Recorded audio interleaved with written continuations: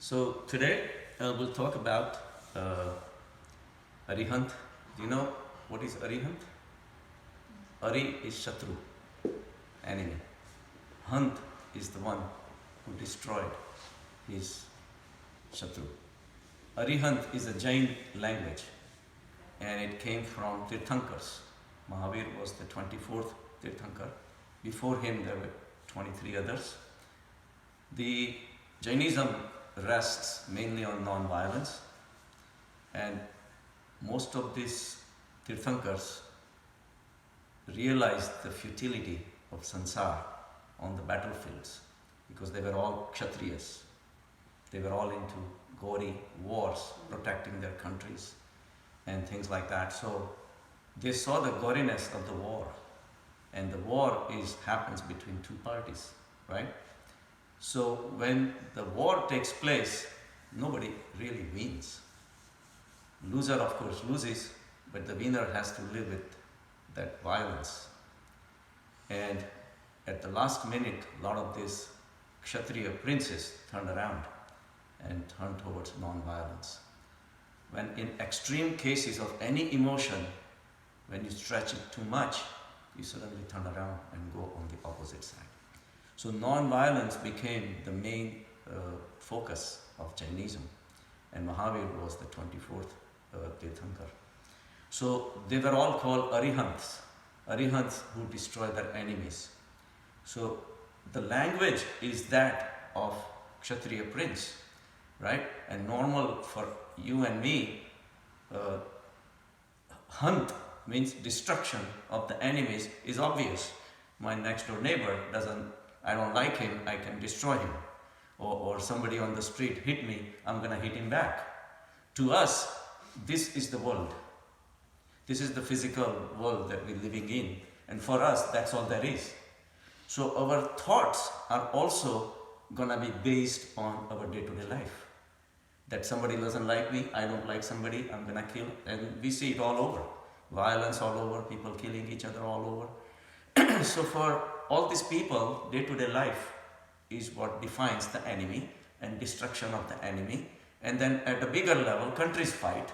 And then North Korea is our enemy, I can destroy his Middle East, and you name it, is all over the world, right? But Arihant in Jainism has a totally different meaning. Because Mahavir spent 12 years in the woods, he reflected upon himself and he found out that there are some enemies which are hidden within me and I need to get rid of them. Yes, he was Kshatriya, but he applied that philosophy on his own mind, and that's what meditation is about. Meditation is about finding where your enemies are and who your enemies are. And how do you define enemy? In a traditional sense, he hurt me. He's my enemy. He hurt me, I'm going to hurt him, right? We don't even realize that a lot of things which are within our minds which hurts us. And Jains call those Kasays. Kasays are the enemies within. And if we cannot win the enemies within, the life is a waste. Because animals exist, they don't know that they exist. We exist, we know that we exist, right? So when we know we exist, existence becomes precious. So I need to protect my existence and you need to protect yours.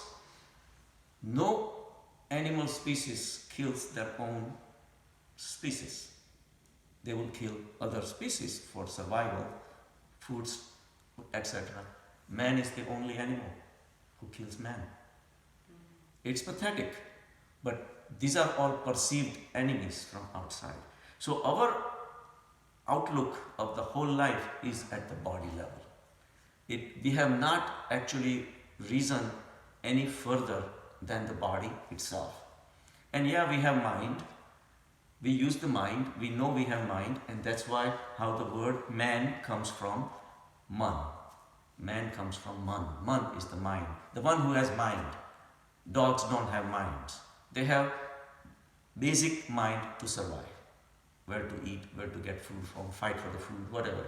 So the body is controlled by a primitive mind, but we have a very developed mind.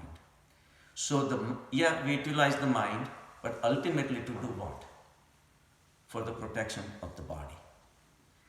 If we realize that we are centered around the body, even though we have the mind, very well developed mind, we are still attached to the body, which we were attached even in the animal state, right?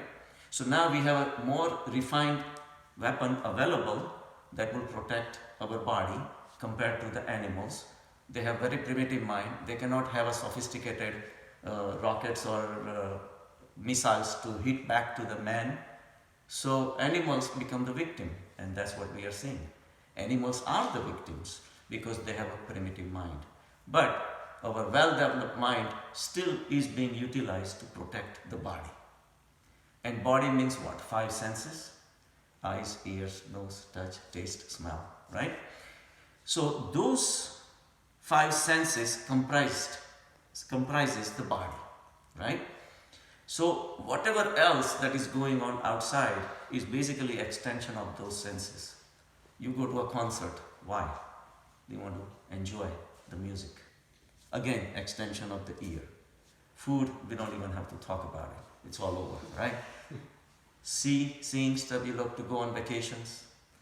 Beautiful weather outside, you draw the paintings, all the colors. All those things are for the enjoyment of the eyes. We want to look further into the galaxies, we invent telescopes. Again, extension of the eye.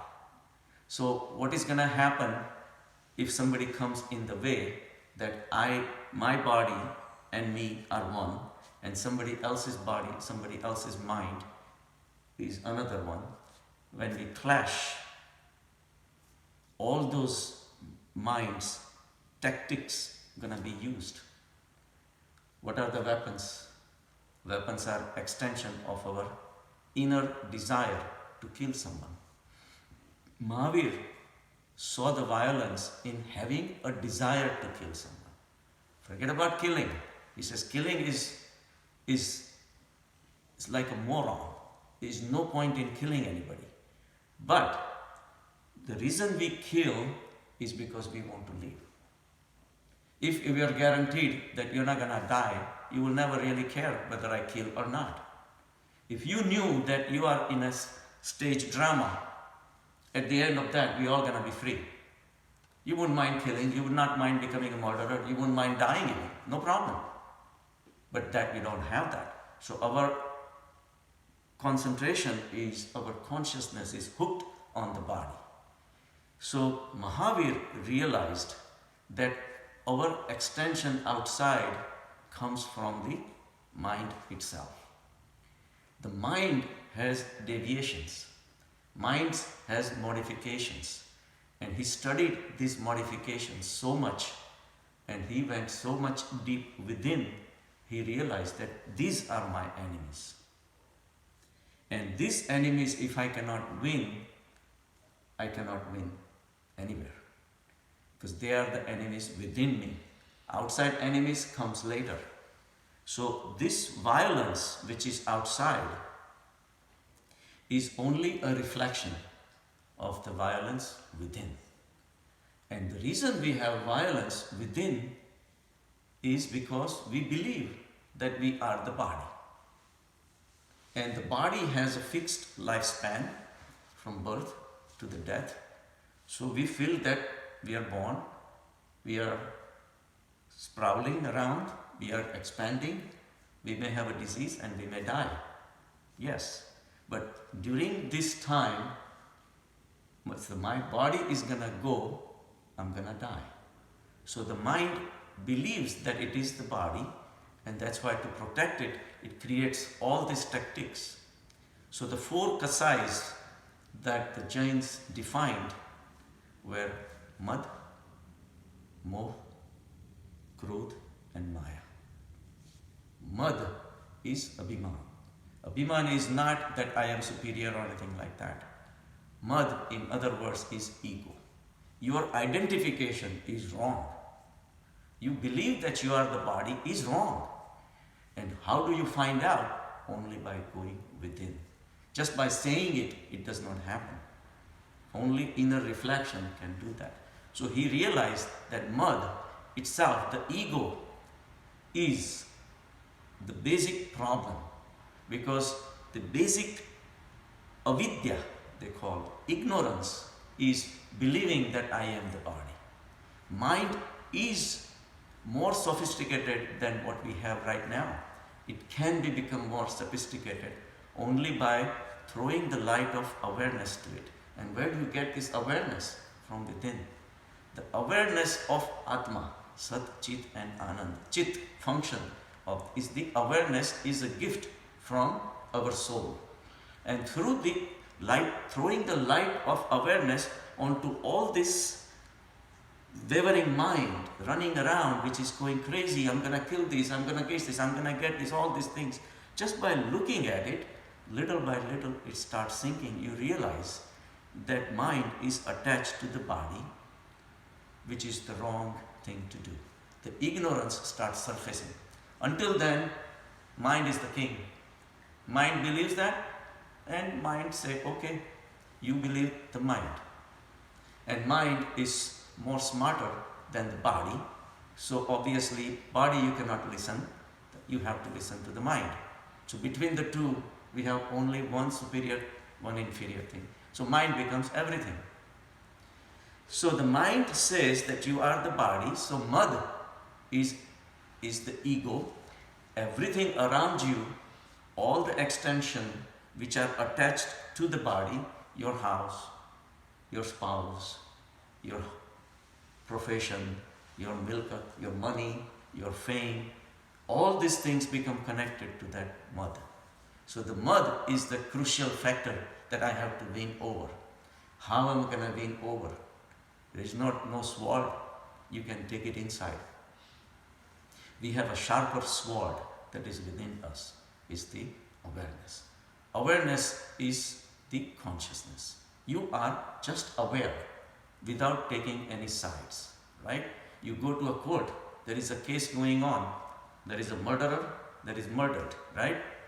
You are not the murderer, obviously you are not the murdered, but you are a witness of whatever happened. The best witness is who? Who is not connected to this, who is not connected to that. Witness is imbalance, impartial, sthita prajna state. So that awareness is our sthita prajna state. And only through that sthita prajna state, you're gonna start realizing the false direction that your mind is